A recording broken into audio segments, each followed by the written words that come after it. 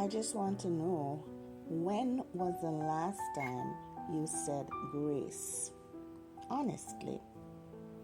Remember, as children in school, we used to say, God is good, God is great. Let us thank Him for our food. Amen. Do you remember those days? Did you forget to give Him thanks for the food you ate today?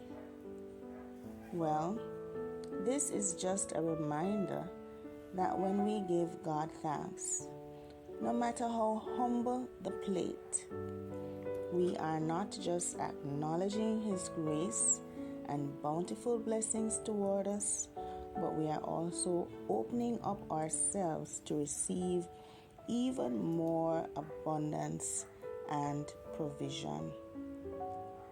So let's remember today, grace the food, bless the food, give thanks.